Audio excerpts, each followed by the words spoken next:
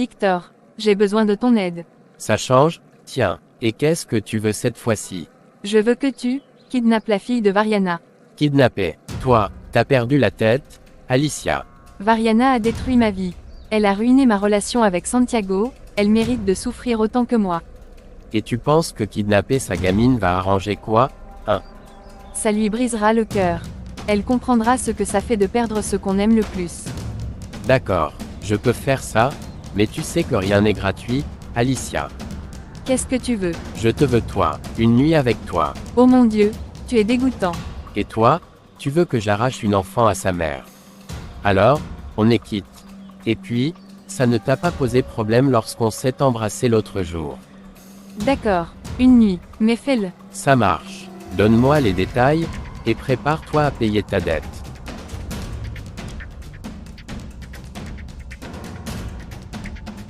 Joyeux anniversaire, ma chérie. Tu es devenue une jeune femme magnifique. Merci, maman. Alors, tu te souviens de ce que tu m'as promis? Promis. Oh, de quoi tu parles, chérie? Maman, tu sais bien de quoi je parle. Tu m'as dit que, pour mes 16 ans, tu me dirais qui est mon père. Oui, je te l'ai promis, et je tiens toujours mes promesses. Ce soir, à la fête, je te dirai tout. Ce soir, pas maintenant. Pas maintenant. Ce genre de vérité mérite une mise en contexte. Et ce soir, ce sera parfait. Je te demande de me faire confiance, d'accord? D'accord, mais je compte sur toi, maman. Tu peux compter sur moi, Isadora.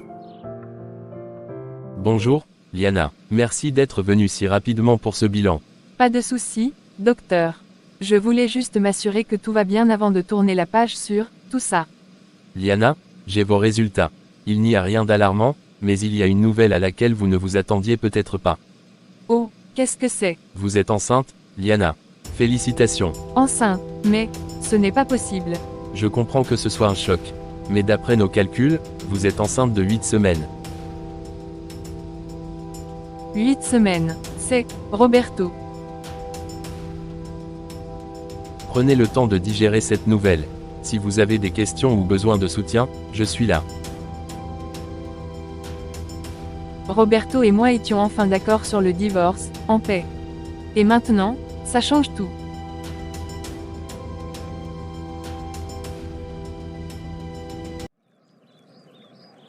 Liana, tu es venue me voir pour une raison. Qu'est-ce qui te tracasse? Maman, je suis enceinte. Mon Dieu, c'est une nouvelle merveilleuse. Un enfant est toujours une bénédiction, ma fille. Non, maman, ce n'est pas merveilleux, c'est un cauchemar. Pourquoi dis-tu ça? Parce que le père, c'est Roberto, et on allait divorcer en paix. Tout était enfin réglé, propre, sans rancune. Et maintenant? Maintenant, ce bébé remet tout en question. Exactement. Après tout ce que je lui ai fait subir, il mérite d'être enfin libre. Il mérite d'être heureux, sans que je vienne encore bouleverser sa vie. Liana, je comprends tes craintes. Mais tu ne peux pas lui cacher une vérité aussi importante. Ce bébé, c'est aussi son enfant. Et s'il m'en voulait, s'il pensait que j'ai fait exprès pour le retenir? S'il t'en veut, ce sera temporaire. Mais si tu lui caches cette grossesse et qu'il l'apprend plus tard, il pourrait ne jamais te le pardonner. Alors, tu penses que je dois lui dire? Je pense que la vérité est toujours la meilleure solution. D'accord, je vais lui dire. Isadora, on peut parler un instant. Bien sûr, qu'est-ce qu'il y a? Je sais ce qui se passe au lycée. De quoi tu parles? Je parle de cette fille qui te harcèle. Comment tu as su? Il y a quelques jours, j'ai vu une fille te pousser violemment dans la cour du lycée.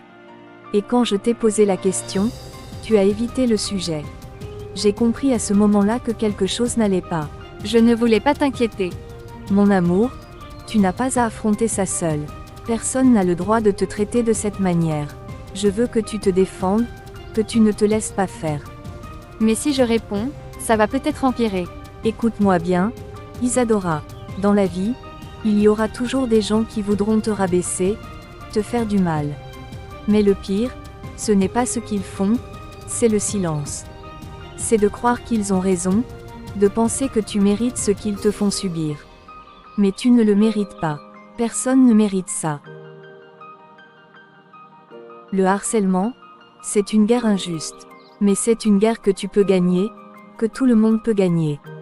Pas en devenant comme eux, mais en refusant de leur donner du pouvoir sur toi. Ils veulent voir de la peur dans tes yeux, mais montre-leur que tu n'as pas peur. Ils veulent te faire croire que tu es seul, mais regarde autour de toi, tu n'es pas seul. Merci, maman. Promets-moi que tu ne laisseras plus jamais quelqu'un te marcher dessus. Je te le promets.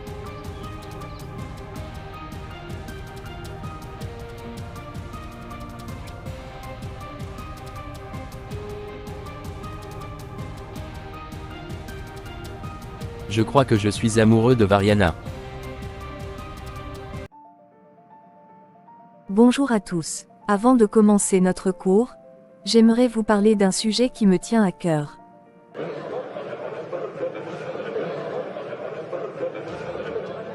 Taisez-vous s'il vous plaît.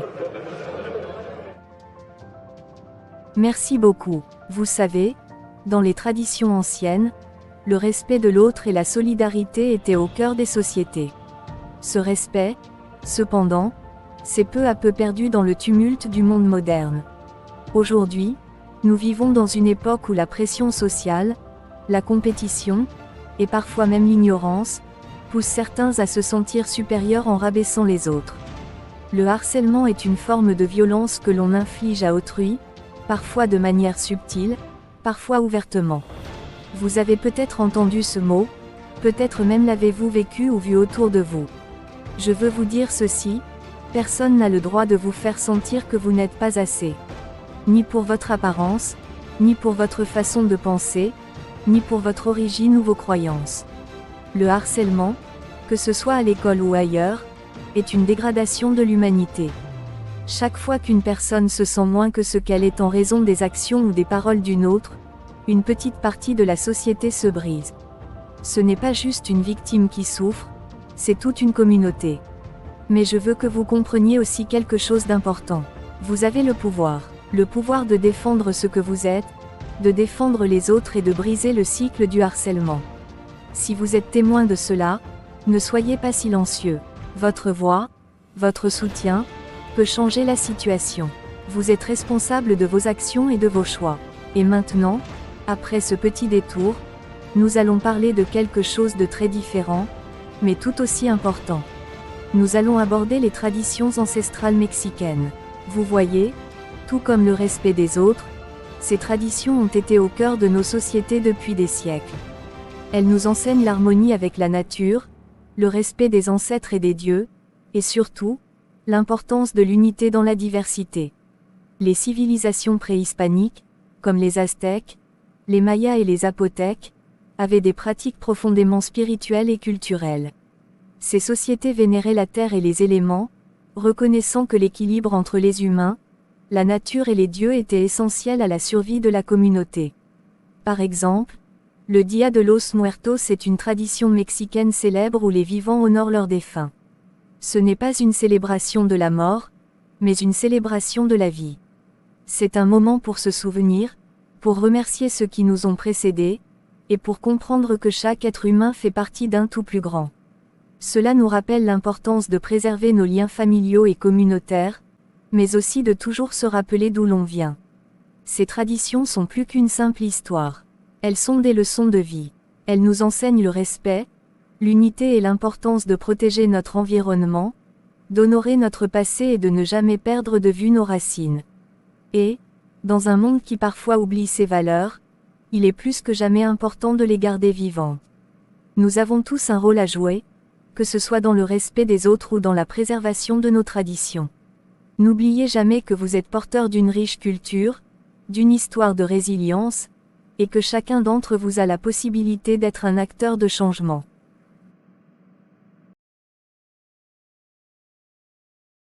Variana, qu'est-ce qui se passe? Tu m'as dit que c'était urgent. Roberto, j'ai quelque chose d'important à te dire. Je t'écoute. Isadora fête ses 16 ans aujourd'hui. Et elle va enfin savoir qui est son père. Attends, tu veux dire, tu vas lui dire que c'est moi. Oui, elle a le droit de savoir. Mais tu dois être là, Roberto. Elle doit te voir, t'entendre. Variana, c'est une nouvelle incroyable. Mais ce que je ressens pour toi ne s'est jamais éteint. Je t'aime encore. Tu m'as manqué chaque jour. Je veux qu'on soit une famille, toi, Isadora et moi. Roberto, je t'aime aussi. Je n'ai jamais cessé de t'aimer. Alors pourquoi continuer à nous éloigner? Non, Roberto, pas comme ça. Pourquoi pas? Parce que tu es encore marié. Je ne peux pas être celle qui détruit ce qu'il reste de ton mariage. Mon mariage est fini, Variana. Nous sommes en plein divorce. Alors termine. Quand ce sera fait, on pourra être ensemble. Pas avant. D'accord, mais sache une chose, je ne laisserai rien ni personne nous séparer à nouveau. Sois là ce soir, Roberto. Isadora a besoin de toi. Regardez qui voilà, la petite princesse parfaite. Qu'est-ce que tu veux, Alexa? Juste discuter un peu, ça ne te dérange pas, hein? Après tout, t'es toujours si polie. Tu crois que t'es spéciale, hein? Avec tes bonnes notes, ta mère toujours derrière toi. Mais au fond, t'es qu'une fille sans importance. Si je suis sans importance, pourquoi tu perds ton temps avec moi? Tu crois vraiment pouvoir me répondre comme ça? Je ne crois pas, je sais. Et toi, Alexa, tu es si obsédée par moi que tu cherches toujours à attirer mon attention. Tu veux que je te remarque. C'est triste, vraiment. On en reparlera, Isadora. Liana, tu sembles préoccupée. Que se passe-t-il? Roberto, il y a quelque chose que je dois te dire. Quelque chose que j'ai découvert aujourd'hui. Liana, tu sais que tu peux me dire tout ce que tu veux. Qu'est-ce qui se passe? Roberto, je suis enceinte.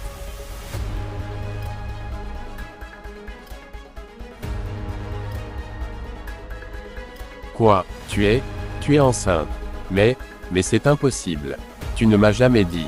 Je voulais t'en parler, mais je ne savais pas comment. Je sais que nous étions en train de divorcer, mais je ne pouvais pas te laisser partir sans que tu saches la vérité. Ce bébé, Roberto, ce n'est pas une erreur. C'est un signe. C'est trop. On était déjà d'accord pour le divorce. Et là, voilà que tout est chamboulé.